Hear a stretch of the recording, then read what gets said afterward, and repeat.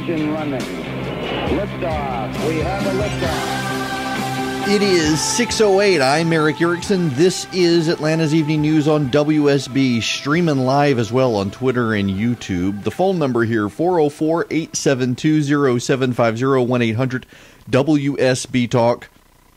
Before I get any other news, a real friend of the show, who I've noted her and her husband's business on here.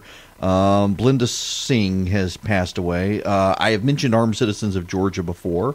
They are a couple, Mark and Blinda, trained Christy and me when we were having people show up at our house to threaten us, among other things. They kind of took us under their wing and really, really taught us how to own guns, buy guns, use guns, clean guns, fire guns, you name it. Just really, it was worth their weight in gold. Just delightful people, and I am sad to say Blinda has passed away. So prayers for Mark Swinson, and it's just an invaluable service, and I hope Mark will be able to pick it up and keep it going. There is a lot of buzz out there today about the generic ballot numbers. The Democrats have gone from a 13-point swing to a 6-point swing. And I say this because I know inevitably we're going to get hysterical phone calls from people suggesting I downplay numbers one reason or another, political motivations, what have you. If you're a longtime listener of this program, you will have heard me say, in the last number of years I've done this, since 2011, pay no attention to generic ballot numbers before Labor Day. And I maintained that position in 2010 and 2014 when Republicans were trending, and I maintain that position now as Democrats are trending. Pay no attention to generic ballot numbers before Labor Day. And the reason is they're volatile, and in this day and age where more and more polling can be inaccurate unless the landline polling and the wireless caller polling tends to be the most accurate. But you've got a lot of auto polls and robo polls and other things in there as well, and it really skews the numbers. And the media runs these stories largely because the media needs a news story. And the news story today is that it's not that Republicans are surging, but the Democratic ballot, generic ballot number is declining. They're still ahead by 6 points, which is fairly well break even for Democrats. If Democrats are 6 points ahead or more, Democrats tend to win. And that's the way it always has been. Republicans, you will remember, in 94, in 2000, in 2010, and 2014, they needed to be ahead significantly.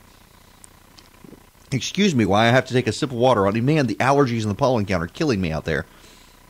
So anyway, don't make a big deal about the generic ballot with the Democratic numbers on decline, because right now we're so far out, just as we were in 2010 and 2014 at this time of year when I was telling you not to make a big deal out of the Republican numbers.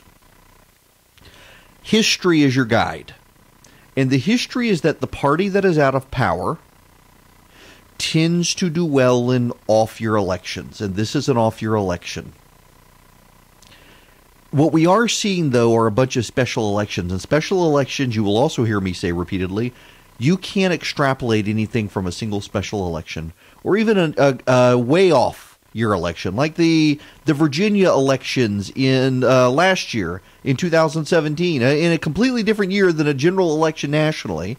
You can't extrapolate anything from any one election, but you can put them all together and determine trend lines, and the trend lines are still for an election year that is not favorable to Republicans.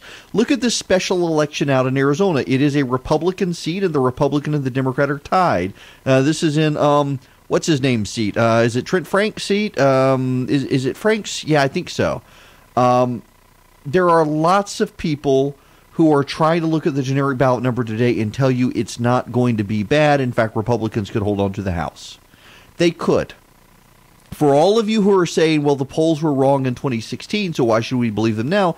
The polls were actually right in 2016. Hillary Clinton did win the popular vote, but she did not win the Electoral College, and people were looking at national popular vote. They weren't looking at Electoral College systems. Well, this year there will be no Electoral College at play, and the trend lines are still for the Democrats, but it makes sense because it's an off-year election and the Republicans control the White House, so that tends to be favorable for the Democrats. The big issue is going to be how big is the wave, and there is some data out there that suggests Democrats are starting to get nervous about the size of the wave. I want to talk to you about that after we check with Doug Turnbull on traffic. That sounds good. 613 WSB, and let's check 285 because we've got new trouble in the cab on the Interloop 285 southbound at I-20, exit 46. WSB jam cam shows a wreck in the right lane there, so that's going to stack it up behind there. There's still every bit of 45 minutes, 285 east and south from the Ashford-Dunwoody area around past Memorial Drive. For those that are SunTrust Park bound, the crash looks to have cleared 285 west of Roswell Road. Still 30 minutes from Dunwoody over to the stadium, and then 23 minutes. Traffic trooper Emily's dad says 285 southbound between 75 exit 20 and I-20 exit 10, the West Freeway, Eric. Thank you, sir. There is growing data out there that the Democrats are concerned about, for example, the Women's March. There's a story out there today that the Democrats are concerned the Women's March folks have gone too far left. They're getting extremist. And Democrats are nervous. At the same time, I've got to say, I think that the best asset that Donald Trump has for his reelection in 2020 is the Democratic left. And the reason I say that is because the further they descend into histrionics and hysterics, the better he does in polling. I've told you all along, for example, in the last several weeks, pay no attention to the Rasmussen number that has President Trump at 50%. Rasmussen is really good about detecting trend lines in its polling, but is really not very good at detecting the actual level of support or disapproval. So 50% is probably high. The polling average suggests it's lower. But Rasmussen has detected this trend towards the president that now the ABC Washington Post, for example, is detecting this trend line support for the president.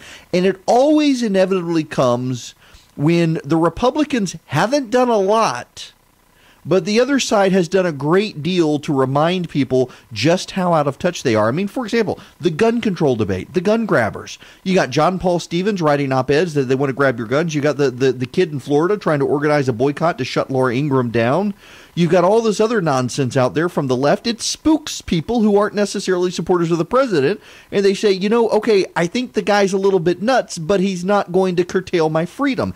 And by and large, when you look around in this country, despite all the hysteria from the left, the truth is none of your rights have been curtailed. Not a single one of you have had a rollback of freedom. Your gay marriage is still the law of the land. Surprise. Your abortion, you can still have it. Surprise. You immigrant, you can still stay here. Surprise. Illegal alien, well, it may be a little harder, but the odds are once you get here, you get to stay too. Surprise. The wall, it's not built.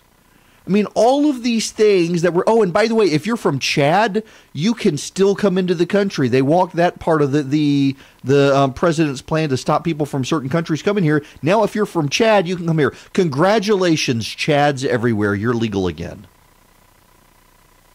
Y'all, all the hysteria from the left hasn't panned out. But yet, the left is going on record saying they want to take your guns. The left is on record saying they want to shut down the Christian butcher, baker, and candlestick maker. The left is on record saying that they want expansive abortion policies. They want the government to subsidize abortion until the baby comes home from the hospital. And we're seeing that this radicalism is really filling the void in the Democratic Party. Joe Biden is thinking he wants to run for president in 2020. Joe Biden could give Donald Trump a run for his money.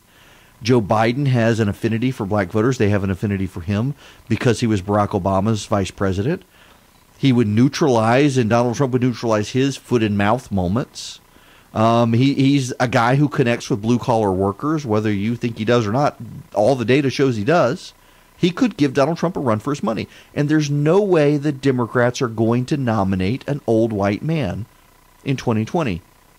They're going to nominate as a candidate a transgendered feminist Wiccan with 2 husbands who are identified as wives, who wants to teach kids in kindergarten really inappropriate things to do with their backsides while rolling joints with pages of the Bible. That fills all of the Democratic check-the-box demographics for who they need as their presidential candidate, and it's going to scare the mess out of every American out there who's not a card-carrying member of the Democratic Party already.